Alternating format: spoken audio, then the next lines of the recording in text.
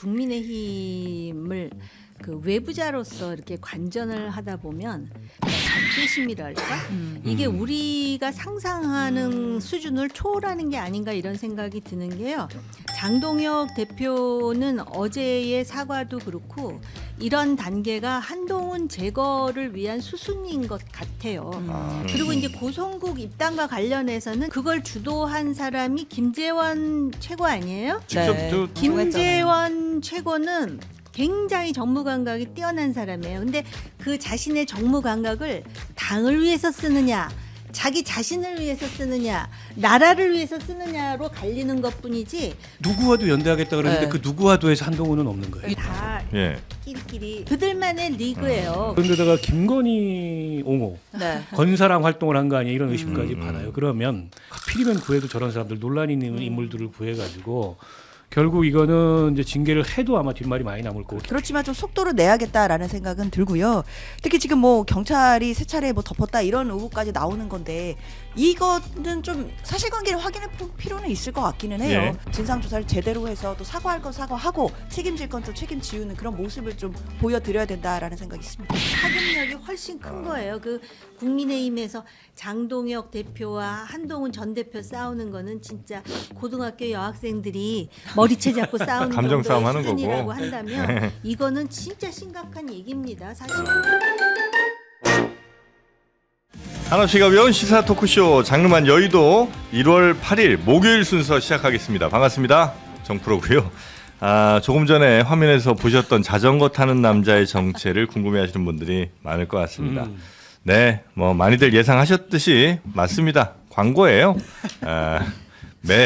매년 1월이 되면 우린 늘 다이어트, 운동 약속을 스스로에게 하지만 지켜본 적이 거의 없으실 겁니다. 뭐 날이 추워서 못 나간다 이런저런 핑계들 많죠. 오늘 소개해드린 제품은 레톰 스퀴어 접이식 슬림 바이크. 이름이 조금 어려운데요. 그냥 집에서 타는 자전거입니다. 네, 그래서 접이식이라 어디든 이렇게 뭐 옷장이나 이런 데 다 넣어 놓으실 수가 있고요. 받침 같은 데가 다 접이식이라. 네, 그리고 이 제품의 가장 큰 특징은 등받이랑 핸들이 없다는 겁니다. 참 놀랍죠. 보통 이제 집에 있는 자전거들 등받이 있죠, 핸들 있죠. 핸들의 기능이 뭐죠? 자꾸 거기다 이제 옷을 걸지요. 그렇죠, 옷을 걸죠. 네, 그래서 옷 빨래를 걸까 걸고. 빨래를 걸고 또 여기 지지를 하면서 자전거를 타면 힘이 좀 덜 들어갑니다. 그래서 코어가 나태해지죠. 코어가 나태해집니다. 다 빼고 오로지 안장 그리고 저렇게 이제 페달만 있는 겁니다. 그래서 여러분이 제대로 된 운동 효과를 보시기에 아주 좋은 모양으로 디자인이 좀 된 거고요. 하루 한 2-30분 또 단계가 한 8단계까지 이렇게 딱 강도 조절이 가능하니까 TV 보면서 또 스마트폰 하시면서 본인의 페이스에 맞춰서 자전거 타시면 운동 되고 땀이 촉촉하게 배어 나오는 거를 느끼실 수 있을 겁니다. 자, 이건 뭐 당연히 소음도 없어서 집안에서 타기, 아파트 뭐 층간 소음 같은 건 전혀 걱정하실 필요 없고요. 요거에 지금 보통 한 2-30만 원 정도 시장 가격이 있을 텐데 뉴퍼마켓 19만 9천 원으로 어떻게든 앞에 일자를 좀 만들고 싶어서 19만 9천 원으로 마련했으니까 집에서 건강한 다이어트 하시고요. 편안하게 운동 효과 누리시기 바라겠습니다. 자, 그러면 오늘 본격적인 순서 시작하기 전에 우리 함께 해주시는 분들 소개해드리고 시작하겠습니다. 자, 우리 정우김 전 의원님 어서 오시고요. 네, 안녕하세요. 네, 댁에 자전거 있으실까요? 네. 벌써 있으시군요. 근데 그건 이제 손잡이가 있죠. 네, 네. 네, 안 되죠. 네? 운동이 잘 안 돼. 손잡이 있으니까. 안 돼요. 네. 예, 안 됩니다. 네. 옷걸이로 자주 쓸 일이 또 생기고요. 네, 그러겠죠. 네. 안 됩니다. 요걸 이제 바꾸셔야 되고요. 장현주 더불어민주당 부대변인님 어서 오십시오. 안녕하세요. 네. 감탄을 많이 하시던데요. 보자마자. 저게 코어가 힘이 없으면 못할 것 같아요. 맞습니다. 네. 운동이 많이 될 것 같아요. 많이 됩니다. 네. 네, 19만 9천 원이고요. 박원석 전 의원님 어서 네, 오십시오. 안녕하십니까. 네, 반갑습니다. 자, 그리고 신혜영 기자님. 안녕하십니까? 네, 운동 열심히 하시죠? 좋아하죠. 네, 운동 좋아합니다. 저 네. PD가 2분 딱 타더니 지금 땀을 뻘뻘 흘리고 있습니다. 2분 만에 벌써 땀을 효과가 흘립니다. 대단합니다. 대단합니다. 자, 그러면 이렇게 네 분과 함께 정치권 뉴스들 한번 짚어볼까요? 네. 먼저 대통령이 중국 국빈 방문 일정 마무리했고요. 맞습니다. 예, 그 뒷이야기 좀 많이 있습니다. 예, 3박 4일간의 국빈 중국 방문 일정을 마무리를 했고요. 어제 마지막 일정으로 올해 건립 100년을 맞은 상하이 임시정부 청사를 찾았어요. 그러니까 이제 중국과 연대했던 과거를 좀 강조한 그런 일정이었던 걸로 보이고요. 이재명 대통령은 이번 중국 방문이 대한민국의 국익을 더욱 단단히 하고 한중 관계를 안정적이고 성숙한 방향으로 발전시키는 주요한 외교 일정이었다. 이렇게 자평을 했습니다. 네. 자, 그리고 어제 또 깜짝 기자 간담회도 있었어요. 여기에서 이제 국빈 방문 일정 중에 나왔던 여러 가지 현안들 언급도 직접 했는데 가장 좀 민감한 이슈라고 할 수 있는 한한령 그리고 서해 구조물 관련된 언급도 있었습니다. 뭐 한한령 같은 경우에는 일단 중국이 공식적으로 인정을 안 하고 있잖아요. 네. 이제 그런 가운데 이제 중국 측에서 질서 있게 해결될 것이다 이런 표현을 썼다라고 이제 좀 전달을 해줬고요. 그리고 이제 그 서해 구조물 문제가 좀 민감한데 네. 이 대통령이 뭐 내가 서해를 상납했다는 주장을 하는 사람들이 있는 것 같던데라고 하면서 이제 포문을 열었어요. 그러니까 이제 서해 중간쯤에 항중에 공동 관리 수역이 있는데 중국 쪽 경계부터도 좀 넘어온 구조물들이 조금 있다. 그래서 내가 중간 선을 긋자고 제안을 했다라고 설명을 했고요. 또 구조물 가운데 양식장 관리 시설 같은 게 있는데 이것도 중국이 일단 철수해주기로 이야기를 했다라고 전했습니다. 네. 그러니까 뭐 서해를 상납했다 뭐 이런 거는 아니지만 다만 이제 우리가 그 전 사례들을 보면서 걱정 안 할 수는 없잖아요. 뭐 예를 들어 베트남, 필리핀, 인도네시아, 일본 뭐 이런 나라들이랑 늘 바다에서 문제가 발생할 때 꼭 이런 인공구조물 같은 거 만들고 맨 처음엔 민간 용도로 만들었다가 그다음에 점점 군사 용도로 뭐 활주로 만들고 네. 이런 식으로 해왔으니까 네. 그게 이제 걱정이 된다는 거죠. 네. 네, 그래서 그렇습니다. 이번 확실히 좀 정했으면 좋겠다는 건데 라인을 좀 긋기로 아마 대통령이 얘기를 좀 한 것 같죠. 근데 이거 이렇게 이제 공동관리 수역 중간을 이렇게 이제 그어 버린다는 것이 네, 듣기에는 아주 간단하게 해결하는 솔루션일 것 같이 들리지만 실제로 지금 해양 경계가 획정되지 않은 상황에서 이런 게 그어지면은 네, 그 자체가 기정사실화되는 경우가 많아요. 음. 과거에 김대중 정부 때 한일 신업 협정이라는 걸 했잖아요. 근데 중간 수역이라는 게 있다고요. 네, 근데 그 중간 수역을 만들면서 마치도 그 독도가 아예 존재하지 않는 것처럼 그러면서 이게 나중에 일본이 독도에 대해서 그 문제를 제기할 때마다 항상 논란이 되거든요. 그래서 사실은 이런 부분은 굉장히 신중하게 해야 돼요. 신중하게 해야 된다는 건 뭐 누구나 다 아마 동의를 하실 것 같긴 하고요. 그러니까 선을 그어버리는 것 같은 거는 신중한 거는 아닌 것 같다라는 저의 의견이에요. 네, 네. 알겠습니다. 하여튼 서해 이 구조물에 대해서는 굉장히 또 예민하게 그렇습니다. 보시는 분들이 네. 많이 계시니까. 네. 그 중국 쪽에서는 그 동안에 거기가 이제 양식장이기 때문에 네. 일종의 이제 관리 차원에서 구조물을 설치했고 네. 별 문제가 없다 이렇게 주장하는데 그 말을 고지고대로 다 믿기는 좀 어렵고요. 그리고 특히 이제 이 해양에서의 영토 분쟁, 중국이 여러 나라하고 영토 분쟁을 지금 네. 벌이고 있어요. 때문에 우리로서는 장래에 굉장히 걱정되는 일이어서 뭔가 이제 확실히 그와 관련돼서 이 중국 측과 뭔가 좀 명문화된 어떤 이 합의 같은 걸 좀 만들어내고 싶어하는 그리고 중국 측으로서는 뭔가 우리 쪽이 우려하는 그런 현상을 좀 옮기든가 해서 네. 없애고 싶어하는 이제 그런 의지에서 오늘 이게 협상 테이블에 올랐던 것 같은데, 근데 저 해양 경계 협상이 굉장히 오래 걸릴 겁니다. 늘 저거 가지고 밀당하고요. 안 했었죠. 그게 무자르듯이 나누기가 어렵기 때문에 공동관리 수역이라는 걸 두는 거예요. 각각의 배타적 경제 수역이 있고 그 중간에 어정쩡한 데를 공동관리 수역이 있기 네, 때문에. 네, 네. 근데 거기다 선을 긋겠다는 거잖아요. 네. 하루 아침에 결론이 잘 안 날 겁니다. 자, 그리고 네. 이 사족을 붙이자면 네. 이렇게 처음에는 그 뭐 협상도 하고 이러는 것 같이 하다가 나중에 이제 자기네 원하는 대로 안 되면은 900년 전, 1000년 전엔 다 우리 거였다 이런 식으로 이제 속이거든요. 동남아 경우에 그러면 그랬었어요. 우리도 한단 고기를 무기로 그래야 되겠네. 그래야 그렇게 또 되겠네. 5,000년 전에는 다 우리 거였다. 맞아. 네. 자, 하여튼 서해 구조물까지 이제 짚어봤고요. 네. 그리고 이재명 대통령이 이번 이제 중국 방문 일정에 대해서 한중 간 신뢰 회복과 우호적 이직 확대에 초점을 뒀다라고 했잖아요. 그런 가운데 혐중 혐한 정서 조장하는 사람들이 이거 문제 있다. 그래서 좀 강도 높게 비판을 했어요. 뭐 부정선거 어쩌고 저쩌고 뭐 쿠팡 정보 유출 피해자가 어쩌고 저쩌고 하는 사람들이 있는데 이러면 안 된다라고 하면서 이야기를 했습니다. 들어볼게요. 저는 대한민국이 훨씬 더 큰 피해를 입었다고 생각해요. 중국의 예를 들면 상품 서비스 수출이 지금 많이 나빠졌죠. 그래서 홍콩을 제외한 무역 수지가 지금 적자로 전환됐습니다.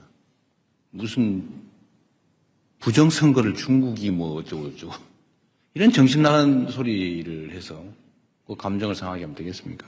근거도 없고 불필요하죠. 근거 없고 불필요한 혐오 선동에 대해서 우리가 경각심을 가지고 엄히 제재해야 된다는 점은 뭐 명백하죠. 쿠팡의 그 범죄 행위자가 중국 사람이다. 어쩌라고요? 일본 사람이면 그러면 그때부터 일본 사람 미워할 겁니까? 네. 뭐 혐중 정서, 뭐 혐한 정서 이런 거를 좀 없애자 뭐 이런 취지의 이야기인 것 같네요. 네. 그렇죠. 일단 저는 이번에 대통령이 깜짝 기자간담회 한 거는 굉장히 좀 높이 평가해야 된다고 생각을 해요. 그만큼 좀 자신감도 표현해 준 거라고 저는 생각이 드는데, 일단 그 외교 일정 중에 이렇게 예정에 없는 기자간담회를 하는 것 자체가 대통령이 사실상 이 외교적인 성과가 어느 정도 있다라는 것도 또 국민들께 보여드리는 거고, 네. 굉장히 이 부분에 대해서 자신감을 갖고 정말 얼마나 잘 해나가고 있는지 이런 부분들, 사실은 지금 중일 갈등 상황이라든지 그리고 미중 갈등 상황 속에서 사실 이재명 대통령이 굉장히 많이 힘든 순간들이 많았을 거라 저는 생각이 들거든요. 그 과정 속에서 본인이 어떻게 실용 외교를 하고 있고 국익을 우선을 두고 어떻게 줄타기를 하고 있는지를 저는 자신감 있게 기자들에게 보여준 거라고 생각해요. 특히 중국과의 관계에서 앞서 얘기가 나왔던 뭐 서해 구조물이나 한한령 이런 거는 굉장히 예민하고 어쩌면 얘기가 나오면 분위기가 싸해질 수도 있는 그런 이슈인데도 네. 이거를 얘기를 꺼내고 언급을 해서 지금 실제적으로 해결할 수 있는 실마리를 저는 풀어가고 있다고 생각이 들고, 이제 앞으로 물론 이게 하루아침에 빨리 해결되기는 어렵겠지만 그래도 실무 단계에서 협의를 할 수 있는 그런 어느 정도 장을 열었다라는 건 분명한 성과라고 저는 생각을 하고요. 네. 그리고 이 혐중에 대한 부분도 저는 모르겠어요. 지금 여러 가지 뭐 혐중 정서를 갖고 계시는 국민들이 일부 계시다는 것도 알고 있는데, 저는 근데 국민들이 뭐 일부의 국민들이 막 중국을 싫어한다 또는 뭐 특정 어느 국가를 싫어한다 라는 부분에 대해서 비판받을 수는 있지만 뭐 그럴 수 있다라고까지 생각을 해요. 네. 양보해서. 그런데 그런 정서를 자신의 정치적인 이익이나 또는 정파적인 이해관계를 위해서 사용하는 정치인들은 정말 나쁘다고 생각을 하거든요. 네, 네. 그러니까 대통령이 그 점을 저는 꼬집는 것 같고, 사실은 이런 혐중 정서를 이용해서 혐오의 정치를 했을 때 오히려 우리에게도 불이익이 될 수 있다라는 것을 대통령이 다시 한번 저는 정치권에게 하는 말이라고 생각합니다. 네. 그런 얘기가 일리가 있다고 생각을 해요. 그런데 요번에 이제 조금 전에 얘기했던 한한령도 그렇고 구조물도 그렇고, 그러면은 뭔가 아주 전격적인 그런 진전은 없다 하더라도 뭔가 이렇게 첫 코트리를 푸는 첫 단계가 보여야 되는데 손에 딱 잡히는 뭐가 없어요. 지금 한한령 업되는 거 아니에요. 그러면서 석자 얼음이 한 번에 다 녹겠나 뭐 이런 얘기를 하잖아요. 근데 사실은 그 대통령 방중 그 즈음에 우리나라의 남자 아이돌들이 뭐 지방에 공연을 계획했는데 취소가 됐다 이거예요. 근데 사실은 그거라도 하게 되면 한한령이 어쨌든 단계적으로 풀리는구나 이럴 수가 있는데, 네. 사실은 뭐 말은 그렇게 했는데 지금 뭐 눈에 이렇게 보이는 내지는 손에 잡히는 게 없다라는 그런 측면하고요. 그다음에 이제 그 혐중 정서에 대해서 우리나라가 이 반도인데다가 외세에 끼어 있기 때문에 전통적으로 혐중만 있는 게 아니에요. 반일 반미도 얼마나 심했습니까? 이건 어떻게 보면 한국인들의 집단적 가치 체계인데 물론 일각의 정치인들이 그걸 정치적으로 사용하는 건 나쁜데 그렇다 그래갖고 정치적으로 이거 더 이상 하지 마세요를 정치권에서 얘기한다 그래갖고 이게 받아들여지는 그런 게 아니. 이거는 문화와 관련된 거기 때문에 그래서 얼마 전에 민주당에서 뭐 그 혐중 집회를 해서 욕하면은 뭐 징역형 이런 발의를 했었습니다. 양부남 의원이었나요? 정확하게 찾아봐야 될 것 같은데 예를 들어서 혐중 집회를 하는데 여기 모욕죄라든지 명예훼손죄와 관련된 그런 사항이 나오면은 이것과 관련해서는 친고죄나 반의사 불벌죄를 준용하지 않겠다. 이거 왜 중국만 이렇게 해가지고 이런 법을 만들어요? 이거는 자발적으로 이 5장에서 우러나와가지고, 그러려면은 당장 그 한한령이라든지 이런 게 장벽이 내려가면은 또 중국에 대해서 한국 사람들이 좋아하고 그러는데 사실은 그게 안 되니까 단순히 어떤 특정 정치 집단이 그러한 어떤 반중 정서를 부추긴다 그래서 반중 정서가 특정, 어떤 그런 그 뭐라 그럴까 아주 극우에 있는 사람들 외에는 이게 부추겨지는 것도 아니라고 저는 생각을 하거든요. 그래서 그런 차원에서 이거를 마치 또 정책적으로 자 오늘부터는 혐중 없어 이렇게 한다고 되는 건 아니거든요. 그래서 그런 차원에서 어쨌든 그 한 중간에 정상회담을 2개월 만에 한 건가요 지금? 네. 이렇게 네. 함으로써 점차 그 소위 울타리를 낮춘다라는 의미는 있지만 그럼 실질적으로 뭐야 할 때는 네. 그 눈에 보이는 게 없어요. 가시적인 게. 근데 일단 그 동북공정이나 이런 뭐 혹은 뭐 김치 논란 이런 것 등등해서 사실 우리가 좀 기분 상한 지점들이 분명히 있죠. 그럼 이거는 있죠. 예, 있죠. 그건 분명히 좀 네. 있었던 것 같고 그렇죠. 다만 예. 그러니까 정부가 국민들 사이에 문화적으로 정서적으로 있는 현상을 없다 내지는 없어야 된다라고 강제할 수 없어요. 다만 이걸 이제 정치적으로 악용하는 거에 대해서는 이제 이 경고를 한 거고 경계심을 표할 만하다고 저도 생각해요. 네. 근데 요즘 특히 젊은 세대들이 이른바 이제 혐중이라는 정서를 갖게 되는 여러 경로들이 있는데 그러니까 일찍부터 이제 뭐 여행도 다니고 어쨌든 개방된 세계에서 굉장히 자유로운 그런 문화적인 소양을 가지면서 성장을 했잖아요. 근데 다니면서 보니까 너무 매너가 없어. 뭐 이런 거. 중국 사람들. 네. 그다음에 특히 아까 말씀하셨던 그런 뭐 제주도에서. 동북공정. 네. 또 정치 체제가 다르다 보니까는 거긴 정치적 통제가 굉장히 강해요. 네. 여러 차원에서 이게 우리하고 너무 상이하니까 그에 대해서 어떤 혐오를 표현하는 게 있고 또 게임이라는 세계가 굉장히 큰 영향을 미치더라고요. 게임이요? 그러니까 리니지 게임. 같은 거 보면 네. 그건 이제 전 세계가 네트워크로 통합된 네. 게임이잖아요. 매너가 너무 나쁜 거야. 아 중국 네. 게이머들이 롤 게임 이런 거 하다 보면 아 그래요? 게임 하시는 거 아니에요? 그게 젊은 세대들이 아직 얘기를 물어봤어요. 왜 막 짱깨 이런 표현을 쓰면서 극혐하냐 이랬더니 그런 거예요. 매너가 너무 나쁘다는 거예요. 아. 그래서 아니 달라질 수는 있어요. 네. 달라질 우리가 수는 있고 그런다는 아니 거죠? 우리도 예전에 어글리 코리안이었잖아 전 세계적으로 그런 것처럼 달라질 수는 있고 그걸 위해서 이제 문화적으로 양국이 네. 교류하고 노력해야 되는데 네. 이걸 이제 통제하려 드는 거는 한계가 있을 거 어떻게 통제해요 정부가 사람들의 머릿속을 사람들이 느끼는 정서를 통제 못해요. 다만 네. 정치적으로 이걸 악용한다거나 지나친 선동으로 그런 배타적인 외국인 혐오나 그쵸, 이런 걸 예. 부추기는 이런 거는 관리를 해야 되겠죠. 네네. 그건 뭐 어르신이 시간이 좀 얘기해요. 필요하다. 네네네. 자 아무튼 그리고요. 이재명 네. 대통령이 이렇게 혐중 정서 관련해서는 좀 언론도 균형 있는 보도를 해달라 이런 점을 강조를 하면서 갑자기 요 얘기를 내가 이 이야기는 하겠다라고 하면서 좀 작심 발언을 꺼냈습니다. 이 검찰의 항소 포기 논란과 관련해서 언급을 했는데요. 이 법원이 검찰 기소가 잘못됐다고 판단을 하면 검찰을 비판해야 되는데 이재명이나 민주당이 관계가 되면 법원 판단이 잘못됐다고 한다. 기소하는 걸 탓해야지 왜 항소하지 않고 따지느냐 이렇게 얘기를 했어요. 그러니까 이제 그 이제 대장동 항소 포기 관련 논란이 불거진 데 대해서 좀 언급을 한 걸로 보이고요. 이 원래는 무죄가 나오면 무리한 기소라고 비판을 하는 것이 옳다. 그런데 묘하게 검찰이 항소 안 한다고 왜 항소 안 했냐라는 비난을 하고 있는데 서 있는 걸 똑바로 안 서고 삐딱하게 서 있어서 세상이 삐딱하게 보이나 생각이 들 때가 있다라고 이야기했습니다. 이 부분은 아주 굉장히 좀 억울한.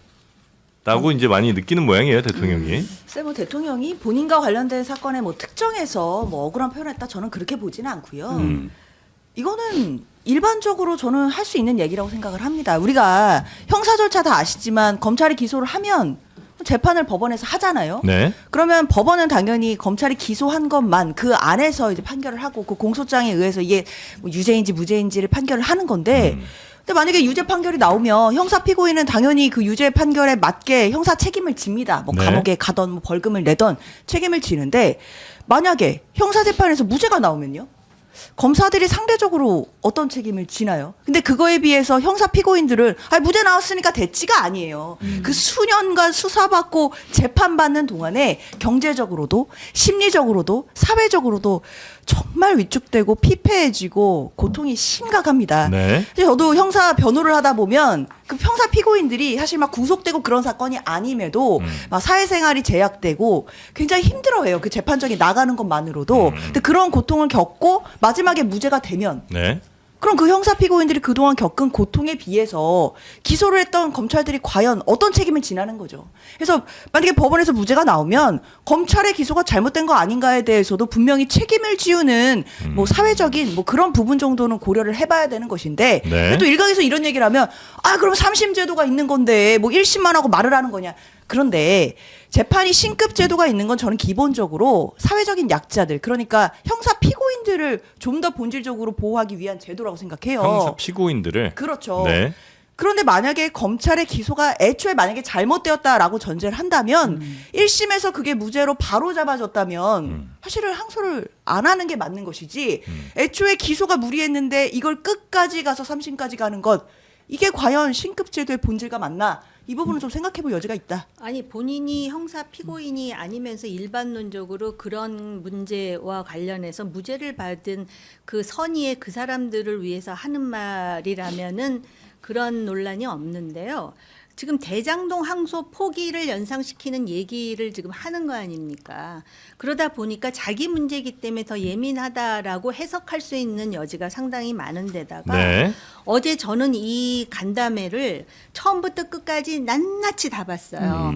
근데 제가 놀란 거는 현중 정서를 얘기하잖아요. 그래서 이거 잘못됐다라고 얘기를 하다가 지금 우리 신 기자님 말씀하셨듯이 갑자기 항소 포기 얘기를 하는 거예요. 그러면서 검찰 항소 포기 논란과 관련해서 무죄 판결이 나면은 왜 기소 잘못한 거를 문제 삼지 않고 재판을 가지고 뭐라 그러느냐 이런 식으로 이제 얘기를 하다가 네. 그 언저리에 또 무슨 얘기를 하냐면 북한 얘기를 하는 거예요. 그러면서 북한에 대해서 우리가 먼저 공격 행위를 하지 않았나 이렇게 얘기를 하거든요. 근데 제 기억이 정확하다면 잘못됐으면 좀 정정 좀 부탁드릴게요. 무인기 공격도 그렇고 오물풍선도 그렇고 사실은 북한이 먼저 했어요. 그랬는데 제가 왜 이거를 말씀드리냐면은 이게 단순히 항소 포기의 문제가 아니라 국내적으로 그 항소 포기 그다음에 북한의 그 어떤 무인기 공격에 따른 우리의 그런 어떤 그 행태 그 윤석열 정부 때 했었죠. 그다음에 현중 이것의 공통점은 뭐냐면은 주어가 국민의힘 내지는 보수 집단이라는 거로 돼 있다라는 것이죠. 그래서 대통령의 인식 속에 그게 이렇게 일직선상에 있다라는 것이 조금 우려스럽다고나 할까요? 왜냐하면은 뭐 국내 정치는 그렇다 쳐요. 네. 그러나 그리고 아까 우리가 협중 정서에 대해서도 말씀드리지 않았습니까? 그 협중 정서라는 거는 정책적으로 어떻게 하기는 쉽지 않을 것이다. 근데 북한에 대한 군사적 공격 행위를 같은 연장선상에서 얘기한다라는 거는 대통령의 대북간, 대중간, 국내 정치관의 하나의 일맥상통하는 맥이 있다라는 거거든요. 근데 그게 어찌 보면은 상당히 위험할 수 있다라는 생각이 들었어요, 개인적으로. 아니 저도 좀 의아했어요. 갑자기 항소 포기 네. 말씀을 왜 하시나? 근데 이제 제가 나름대로 추정해 보건데 최근에 서해 공무원 사건, 네. 그러니까 박지원 서훈 두 네. 분에서 무죄가 났잖아요. 네. 근데 부분 항소를 했어요. 일부 항소, 예. 그거 가지고 항소 왜 안 하냐? 또 보수 정당에서는 난리치고 항소하는지 안 하는지 두고 보겠다.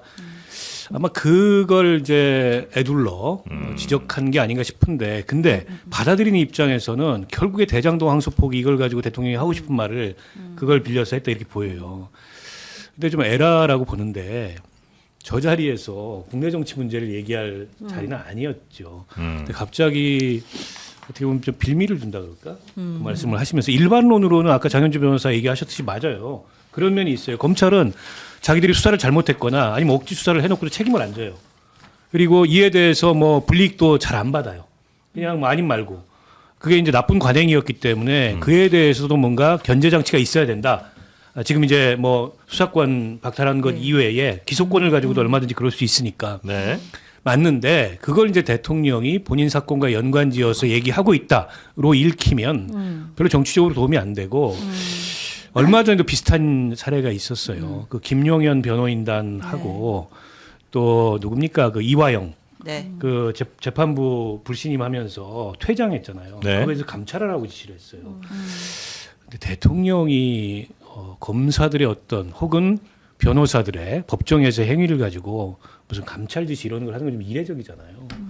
그래서 여전히 대통령이 본인 관련돼 있는 사건에 굉장히 민감하구나. 근데 이런 인상을 줘서 그건 별로 글쎄요. 제가 보기에는 중국에서 기자간담회를 하면서 할 얘기는 아니었던 것 같은데 가끔 보면 이 대통령이 이게 이제 자신감도 있고 요즘에 네. 여러 가지 이제 설명하고 싶어하고 얘기를 하다 보면은 이게 너무 나갈 때가 있어요. 네. 저는 약간 그런 게 아니었나 싶은 생각이. 뭐 국민들과 뭐 다양한 이야기 뭐 하는 건 좋은 일인데 갑자기 조금 뜬금없었다 정도의 말씀으로 이해하도록 하겠습니다. 신 기자님 어제 그 기자간담회는 그 한중 정상회담과 관련한 것만 하자고 그랬다 그러지 않았어요? Q&A에서 국내 정치는 빼자고. 주제가 딱 정확히 제한됐었는지는 모르겠네요. 일단 네. 그냥 기자간담회를 하겠다라고 아니 근데 문제가 왔고 기자들도 예. 김병기 원내대표 건 어떻게 생각해서 이걸 안 예. 물어봤잖아요. 아니 그러니까 딱 그렇게 한정한 걸로 제가 네. 알고 있거든요. 확인해봐야 주제를. 되겠어요. 네. 네. 좀 약간 훈훈한 사진으로 마무리를 좀 할까요, 방충을 일정? 뭐였죠? 이거 좀 귀염뽀짝한 사진. 사진은 일단 귀엽습니다. 네.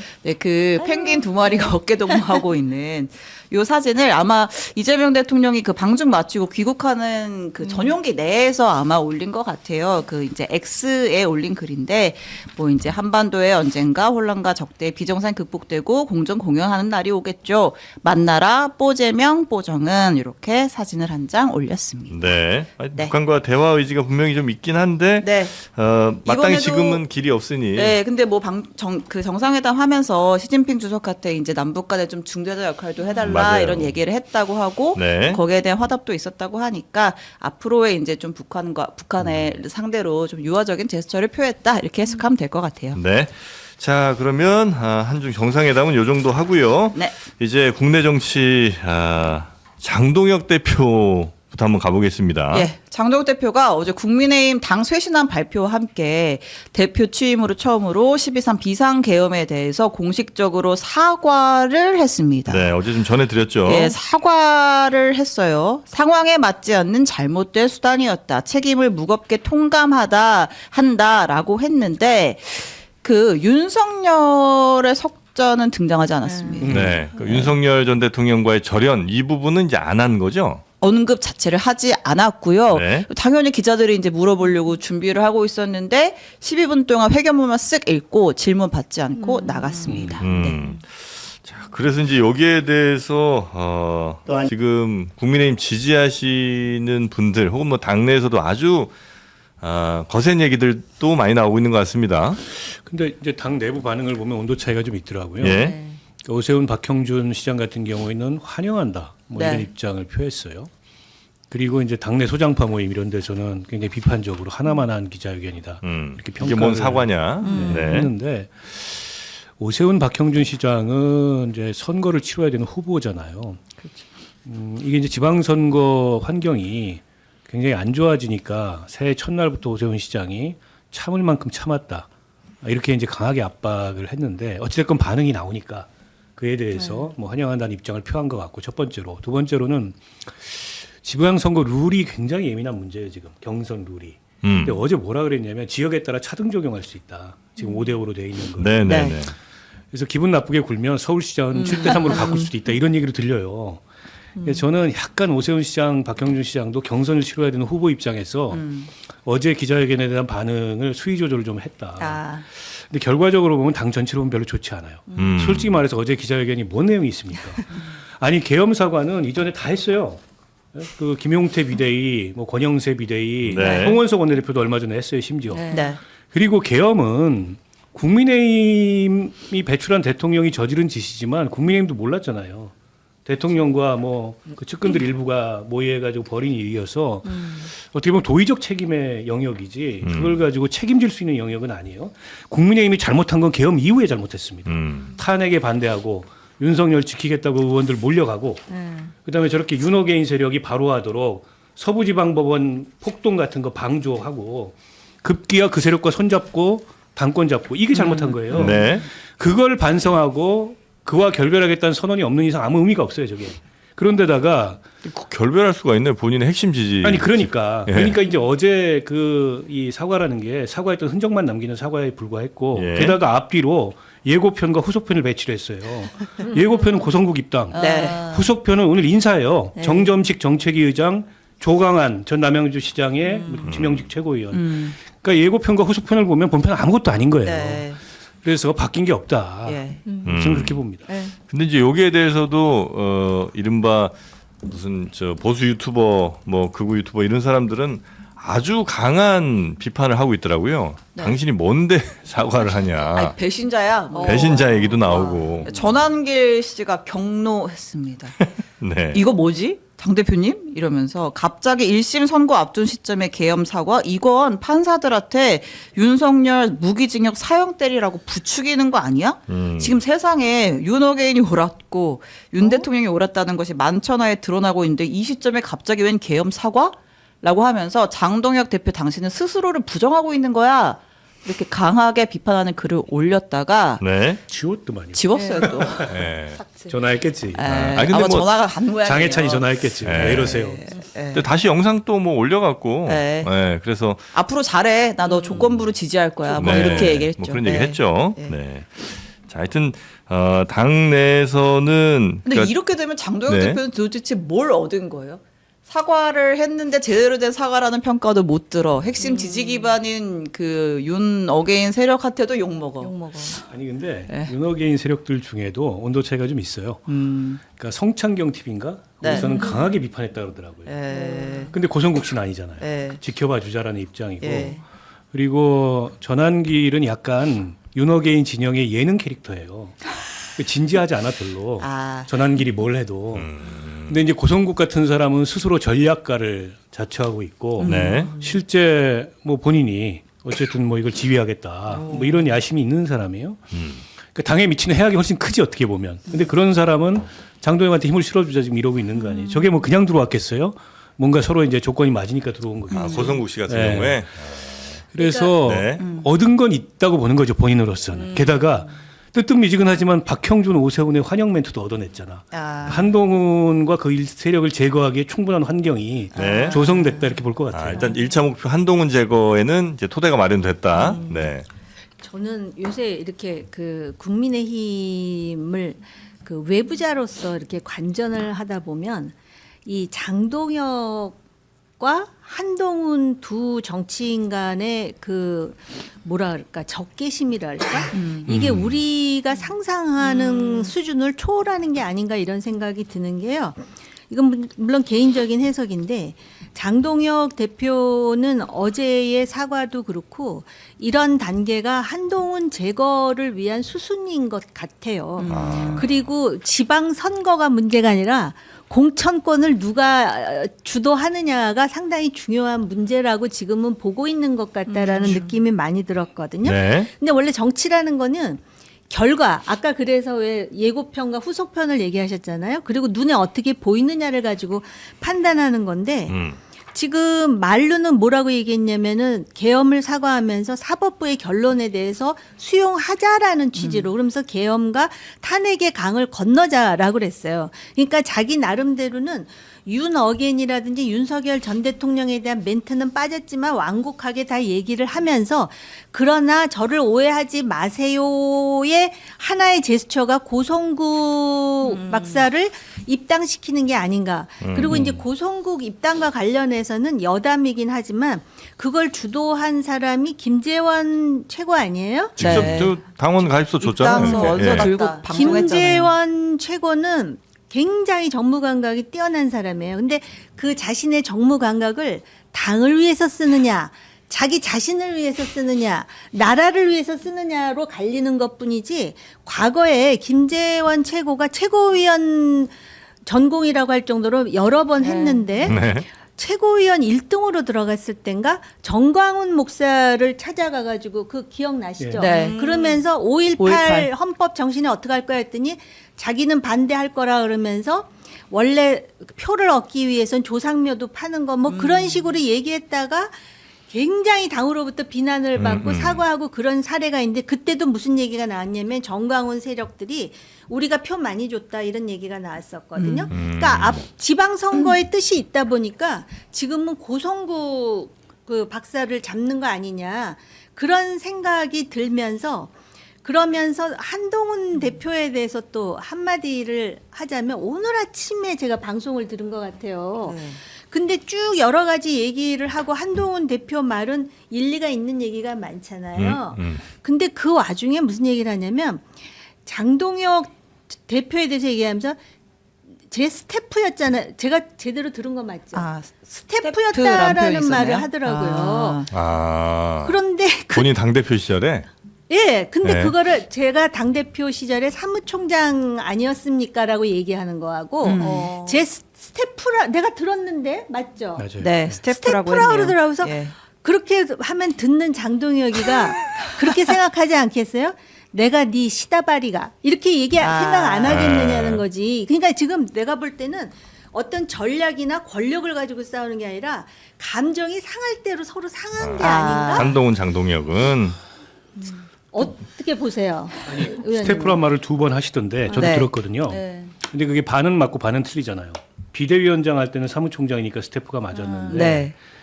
당대표 할 때는 최고위원이었어요. 네. 그 최고위원은 스태프가 아닙니다. 수석 최고위원. 독립적으로 네. 선출된 어떤 그 말하자면 당의 지도부죠. 저도 그게 좀 걸렸어요. 저거는 의원님 말씀하신 대로 상대를 자극할 수 있는 발언인데. 근데 한동훈 대표처럼 머리 좋은 사람이 그럴 수 있다는 걸 모르고 했을까요? 일부러 긁었다. 긁었다고 네. 봐요. 그래서 저는 저건 좀 아니다. 그러면 이게 이제 싸움이 정말 유치해지는 그렇죠. 거죠. 맞아요. 그리고 권력 투쟁은 권력 투쟁답게 해야 됩니다. 그러니까 권력 투쟁이 가장 그 높은 수준은 노선 투쟁이에요. 근데 이제 국민의힘이란 정당은 사실 노선 투쟁은 별로 없어요. 결국에는 누가 공천권을 갖느냐, 누가 대선 후보가 되느냐. 노선이야 똑같지 뭐. 옛날에 친일 친박이 서로 정말 무섭게 싸울 때, 네. 서로 공천학살하고 싸울 맞아요. 때도 노선 투쟁은 아니었어요. 노선은 같았어요. 아니 하나 있었어요. 네. 수도. 행정수도 이전. 근데 그때는 약간 미덕이랄까 이런 게 있었던 게 외부의 적 앞에서는 분열하지 않았어요. 그래서 정권을 만들고 뭐 네, 정권이 맞아요. 다시 승계하고 이렇게 한 거예요. 안에선 치열하게 싸우더라도 근데 지금은 그게 아니에요. 맞아요. 외부의 적보다 적대감이 더 강해요. 내부에서. 네. 그러니까 이거는 그 권력 투쟁에서도 가장 하급 권력 투쟁을 벌이고 있는 아하. 셈이고 그러다 보니까 이제 저게 끝도 없는 겁니다. 저렇게 가면은. 근데 지금 장동혁 대표는 그런 생각인 것 같아요. 이걸 분리하겠다. 네. 당의 쇄신, 변화 이걸 요구받는 것에 대해서 반응하는 것과 한동훈 징계하는 거를 사실 연결돼 있는데 그리고 하나를 하면 모순되잖아요. 네. 한동훈 징계하면 확장성에는 모순되는 거잖아요. 네.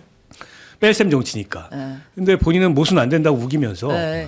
당의 이 변화를 요구하는 여러 목소리에다가 그렇게 요구하는 게 장동혁 대표 거꾸로 한동훈만 제거하겠다. 한동훈만 제거하고 나머지 다른 셋은 거는 다 뭐 할게. 하겠다. 예. 어제 그 기자회견 할 때 주황색 넥타이 메고 나왔잖아요. 그래서 그걸 두고 이제 다음 또 주에 누구와도 연대하겠다 그러는데 네. 그 누구와도 해서 한동훈은 없는 거예요. 이준석이랑도 하고 고성국이랑도 하는데 한동훈 너 한동훈 빼고. 대표 빼고. 뭐 그러니까 이 당명도 정도면 개정하고. 이거는 네. 적개심이 네. 네. 정말 뭐 이건 뭐 때문에 하늘을 찌르는 그렇게 거죠. 아니 근데 그건 어떻게 생각하세요?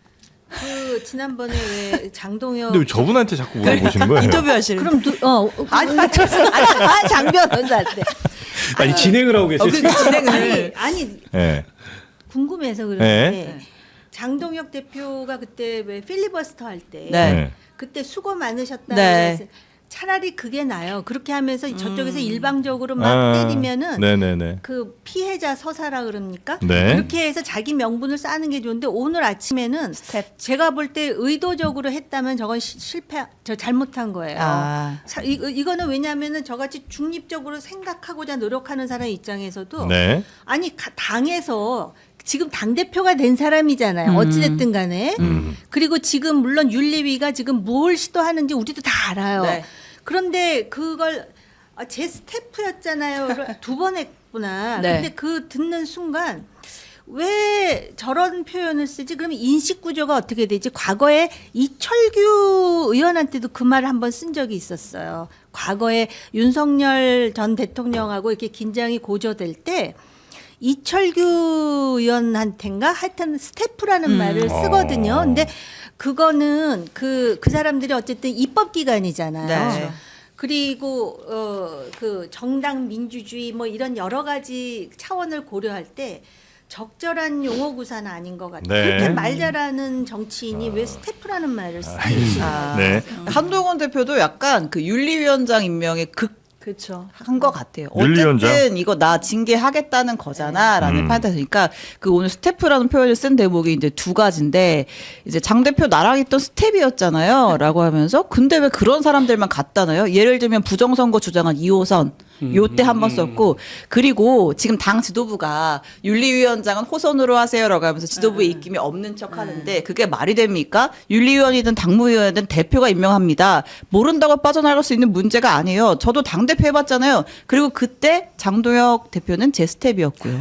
아니 그러니까 왜 스텝이란 표현을 쓰냐고요. 일부러- 사무총장이란 말을 일부러 있고. 긁으려고 했나 보죠. 아, 네. 그러니까 일부러 긁는 거는 네. 지금 이렇게 정치인으로서 긁을 줄 모르나요? 누구는? 그러나 이제 표현을 할 때 저는 그 표현보다는 그 왜 수고 많으셨다라는 그런 입장을 견지하면서 자신의 어떤 그런 그러니까 왜 그 뭐라 그러나 칼을 이렇게 그 패를 내보이면 이미 그건 패가 아니에요. 근데 나 이렇게 나도 지금 화가 나서 지금 굉장히 예민하거든 하는 걸 보여줄 필요는 네. 없었던 거 아닌가. 어차피 지금 싸워요. 전쟁 네. 상황이에요. 지금 근데 사실상 징계 수순이라고 하면 전면전 아니에요? 당 쫓겨나는 그러니까 상황인데. 정면전을 하더라도 네. 중요한 거는 그 둘이 싸우는 게 중요한 게 아니고 누가 더 지지세를 많이 확보하느냐거든요. 자, 그렇게 지금 당은 네. 계속해서 한동훈 징계를 추진하고 있고요. 그 근데 윤리위원장, 요거는, 네, 좀 별건인데 이거 궁금해서 여쭤보려고 하는데 그 윤리위원장 윤민우 윤리위원장의 이제 과거 이력이나 이런 거 놓고 또 논란이 많잖아요. 뭐 친 김건희였다라는 얘기도 있고 과거에 방첩사 자문위원 근무 이력도 있고 해서 근데 이 윤민우 윤리위원장의 배우자 부인이 12.3 계엄 하루 전날 방첩사의 채용에 대해서 근무했다라는 뭐 무슨 의혹이 내용이에요? 불거졌습니다. 뭐 무슨 의미가 있는 거예요, 이거는? 그러니까 다 예. 끼리끼리 그 뭐랄까. 그러니까는 아마 그 추천을 하고 하는 사람들이 제가 볼 땐 다 그 뭐라 그러죠? 표현을 어떻게 해야 되나? 그 그룹 안에 있는 네. 그룹핑이 되는 사람들끼리. 그러니까 이것만 보더라도 사람들이 다 감을 잡고 이 윤리위원회의 구성도 그렇고 당무감사위도 그랬고 정말 문제가 많다라고 이미 다 인식을 하고 인력 있는 풀이긴 거죠. 하여튼 이 사람들이 딱 다 뻔한 사람들이다. 우리 편 그들만의 리그예요. 그리고 사실 이런 거 이렇게 하면은 누가 그랬어? 여상원 위원장이 그러잖아. 이렇게 하고선 징계를 하면 징계의 정당성 자체도 없다라는 말을 하지 않습니까? 그러니까 하여튼 뭐 그런 정당성 같은 것까지도 이제 고려를 별로 안 하는 것 같아요. 그냥 아주 일차원적으로 이게 예, 고려를 가고 안 있는. 한 거면 모르겠는데 고려할 정도의 머리도 안 된다면 굉장히 심각한 거죠. 근본적으로 이 배우자가 무슨 자격이 있는 사람이에요? 누군지- 이력이 있는 그 사람이에요? 뉴스를 저도 제목만 봐서 네. 내막은 잘 모르겠는데 사무관급으로 채용을 했다는데. 사무관급 예. 그 아마 이제 무슨 뭐 방첩사예요. 예. 그래서 계엄 관련된 홍보를 강화하려고 했던 거 아니냐 예. 이런 의심이 있는 것 같아요. 네. 근데 그분이 어떤 전문성을 갖고 있는지는 모르겠는데, 근데 저는 그 이분이 방첩사에서 자문위원만 한 게 아니고 국정원장 특보도 했더라고요. 근데 국정원장 특보도 그렇고 방첩사도 그렇고 지금 그 각각의 수장이 다 내란 주요 임무 종사자로 구속이 돼 있는 상황이에요.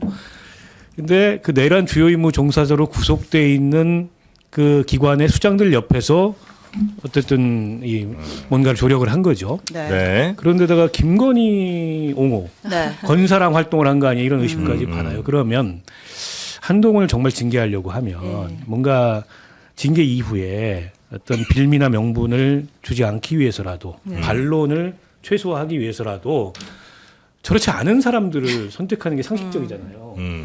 근데 그게 아니고 하필이면 구해도 저런 사람들 논란 있는 인물들을 구해가지고 결국 이거는 이제 징계를 해도 아마 뒷말이 많이 남을 거고 게다가 네. 지금 한동훈 대표 측에서 강하게 주장하는 거는 당무감사위원회의 발표가 조작 발표다. 네네네. 이 주장까지 하고 네. 있어요. 네. 그럼 이제 법적 분쟁으로 가게 될 그렇죠. 텐데 완전히 진흙탕이 되는 거예요. 네. 법적 분쟁으로 가가지고 누가 네. 이기든 간에. 근데 마다하지 않겠다 그걸.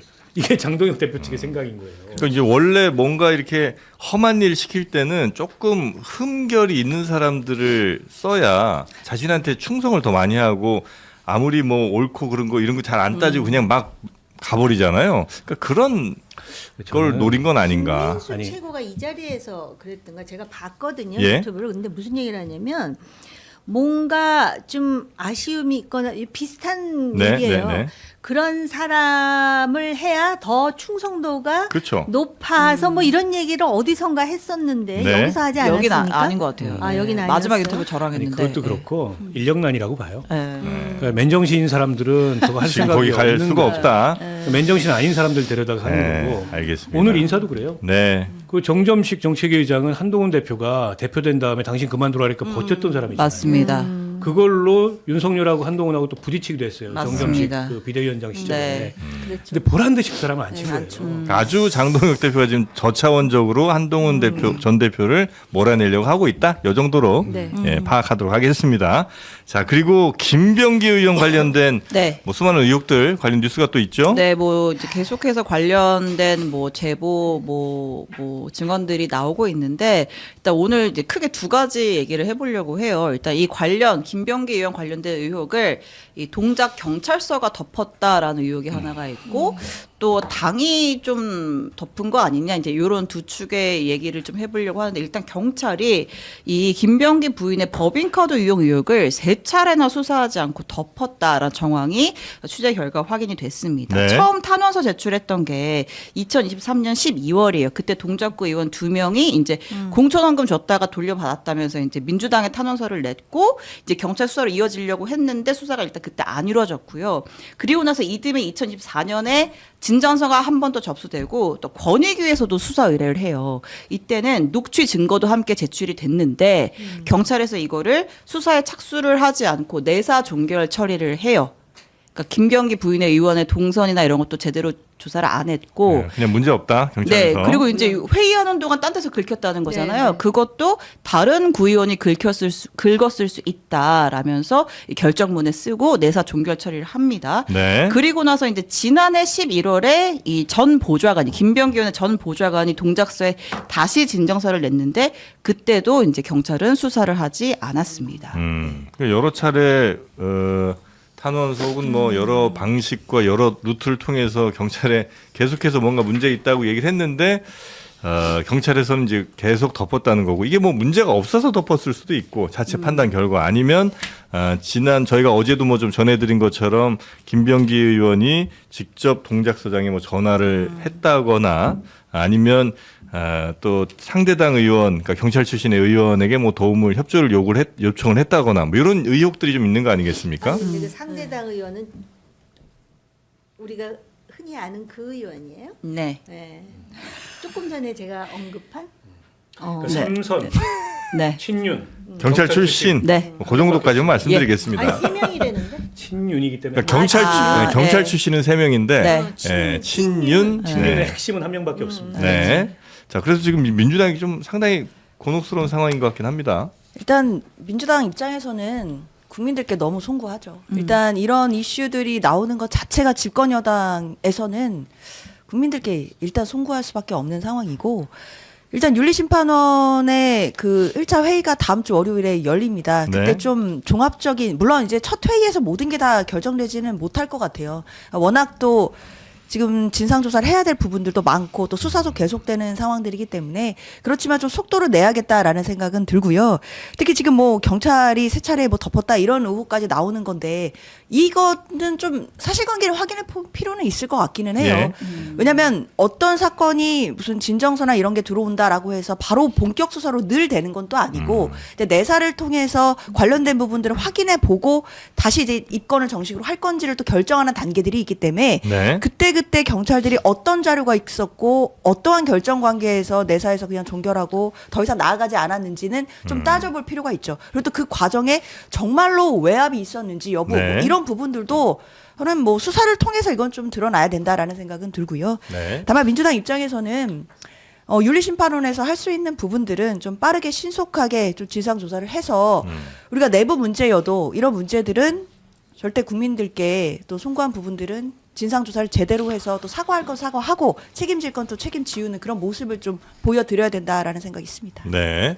근데 이제 막 여러 탄원서들이 선거 앞두고 막 난무하긴 하잖아요. 많죠. 막 상대를 막 공격하기 위한 예. 것들도 있고. 근데 요거는 아마 그 내용이 굉장히 좀 구체적이었었던 것 같긴 하고 뭐 녹취나 뭐 이런 것들도 상당히 많이 좀 쌓인 거라 그냥 막 상대 음해하기 위해서 썼던 그런 탄원서랑은 좀 다르지 않나 그런 생각이 좀 들긴 하는데. 더군다나 이거 보좌관들 입으로 나온 얘기들이 상당히 많지 않습니까? 네. 그럼 같이 일한 사람들이 뭐 소설을 쓰기 전에는 이런 부분에 대해서 굉장히 심각하게 생각을 해야 되는데 윤리심판원에서 과연 진상조사를 어느 정도까지 할 수 있을까? 그리고 어느 정도까지 사실을 확인해 줄 수 있을지 저는 좀 회의적이고요. 이건 또 딴 얘기인데 네. 아니 국민의힘은 왜 진상조사를 안 해요? 그 안에 그 국회의원이 이거 고발한 사람이 국민의힘 지역위원장 아니었어요? 맞습니다. 그런데 그러면은 자기 지역위원장이 고발을 했는데 자기 당의 의원이 그 문제가 있는 상대당 의원을 어찌됐든 조력을 하거나 도와줬다라는 것 아니겠습니까? 맞습니다. 그러면은 진상조사를 국민의힘이 해야 이게 혁신인 거죠. 아, 내가 누굴 보면 장진영 위원장이 네. 문제 그 국민의힘에 친윤 네. 삼선 경찰 출신 의원의 실명을 거론했어요. 예. 어제 기자회견을 하면서 맞습니다. 당이 이거 그냥 방치하면 안 된다는 얘기도 했습니다. 그게 정상이고요. 김병기 의원은 지금 의혹이 여러 가지인데 일단 부인이 그 동작구의회 부의장 법인카드 쓴 거 그와 관련돼서 이제 경찰의 수사까지 무마시킨 거 이게 하나 있고 구의원들로부터 또 이 공천원금을 받은 거 두 가지잖아요. 근데 저는 뭐 경찰 수사를 무마시킨 거는 명확한 것 같고 당시에 서울청이 6차례나 보강 수사를 지시했는데 동작경찰서가 다 그 서울청 예. 그런 지시를 뭉개고 입건도 안 했어요. 네. 그 과정에서 경찰 출신의 친윤 실세 의원이 동작서장과 전화했다라는 의혹까지 불거진 거여서 당시 수사팀까지 전부 수사 대상이 될 수밖에 없는 사안이다 이렇게 보고요. 오늘 그 공천원금을 제공했다는 구의원들을 소환했습니다. 경찰청에서 거기서 아마 구체적인 얘기를 왜냐하면 그 우리가 탄원서 걷장 봤잖아요. 네. 그게 만들어서 쓸 수 있는 내용이 아니에요. 장소, 방법, 시간 굉장히 구체적이에요. 네. 일부러 만들어 쓰기가 어려운. 게다가 저는 그걸 보고 좀 놀랐는데 야 이거 김병기 의원 사모님께서 선수구나. 자연스럽게 받고 돌려줄 때는 애 갖다 주라면 새우깡 봉지에 넣어서 주고 네. 이게 떡값으로는 많고 공천원금으로는 부족하고 그것도 이제 선수를 하는 워딩이에요. 그리고 또 제3자 시켜가지고 받고 그리고 2달 뒤에 돌려주고. 근데 정치 자금이나 뇌물은 받는 순간 범죄가 성립됩니다. 돌려준 건 중요하지 않아요. 그 즉시 돌려주면 그건 범죄 성립이 안 되는데 뭐 그렇겠죠. 받았다면 일단 범죄 성립이 돼요. 그래서 이것도 이제 수사 대상인데 윤리심판원은 뭐 제가 보기에 할 수 있는 게 없고 김병기 의원 그냥 자진 탈당해 주기를 지금 바라는데 안 한다는 거 아닙니까? 네. 근데 이분이 가진 게 많아요.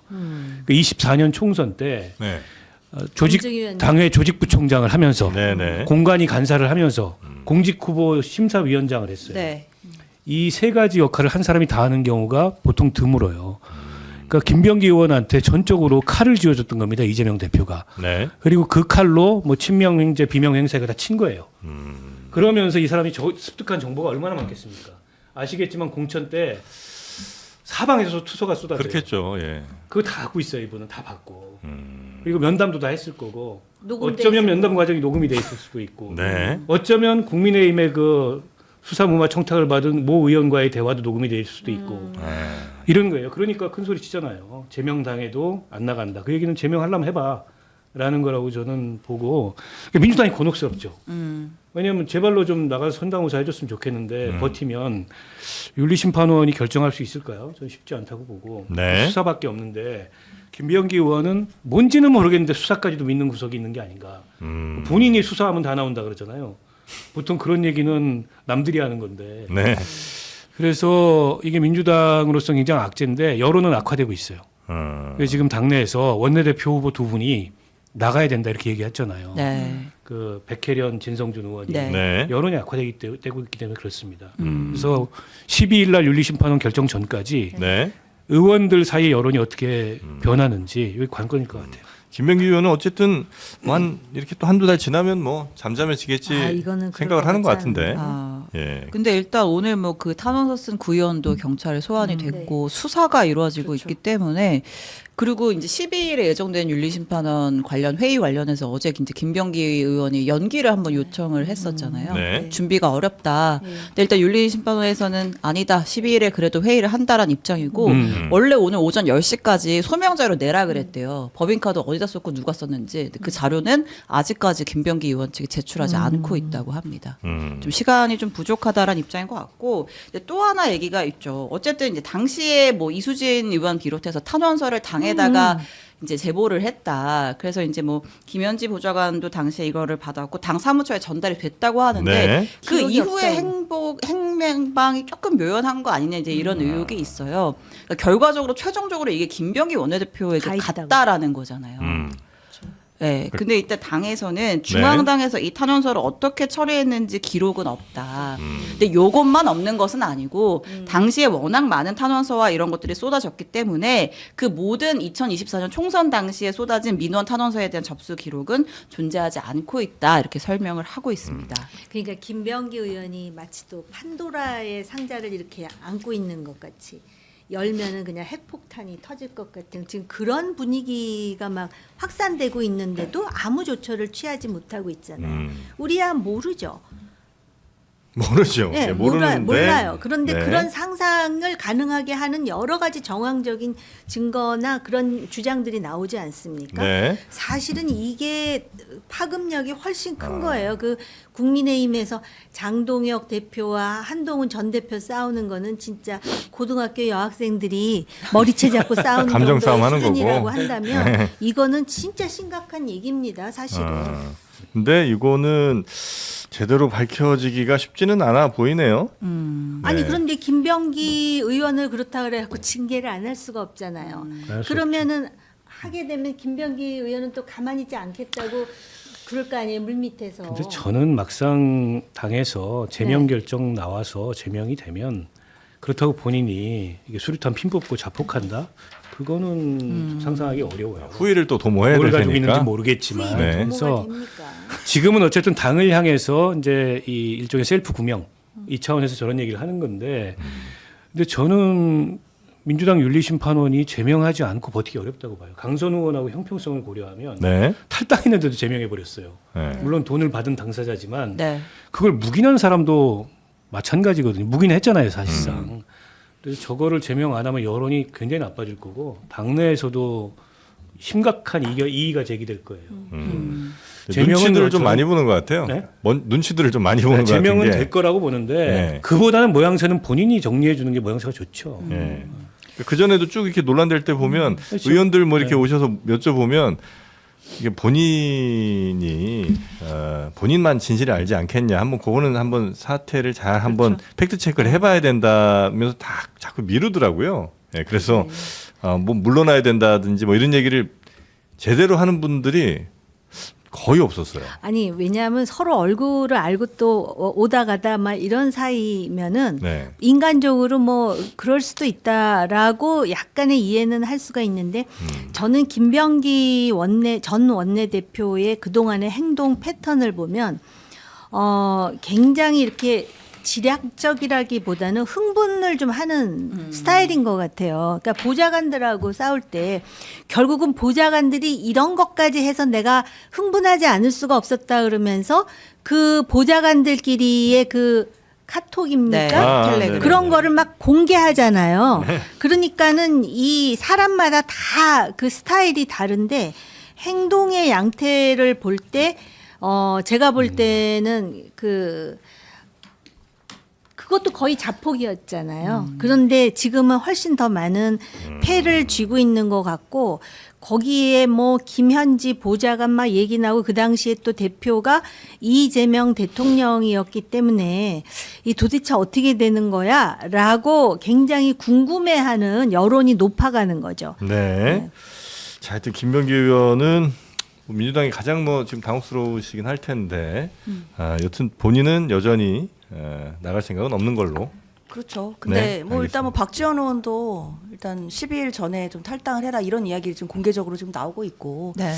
특히 저는 모르겠어요. 뭐 윤리심판원이 뭐 수사권이 없는 건 맞습니다. 뭐 강제 수사권이 있는 것도 아니고 수사기관이라서 한계가 있는 건 맞겠지만 일단 수사기관에서 저는 신속하게 수사를 진행하고 있다라고 생각이 들고요. 다만 윤리심판원에서 정당 안에서 볼 수 있는 거는 지금 받고 있는 의혹 자체가 공천 관련된 부분들이잖아요. 당사자들한테 물어보는 거죠, 그냥. 네, 그런 윤리심판원은. 부분이나 그리고 회의록이 남아 있는 부분들이 있어요. 예. 공천 과정 이제 그런 부분들을 아마 확인하게 될 거고 예. 특히나 이 탄원서가 뭐 당에 사무처에 뭐 갔다가 뭐 어떻게 행방이 묘연하다 이런 얘기들이 있는데 이런 부분들도 아마 그때 관련해서 일했던 실무자들한테 뭐 물어본다든지 그래서 당 차원 내부에서 확인할 수 있는 부분들은 또 분명히 윤리심판원에서 신속하게 할 부분들이 있기 때문에 조금 진행되는 거를 기다려 주시라 말씀드립니다. 네, 요 관련해서 좀 더 자세한 이야기는 잠시 후에 저희 그 박수현 의원 네. 또 출연하니까요. 네. 네, 박수현 의원께 조금 더 여쭤보도록 하고요.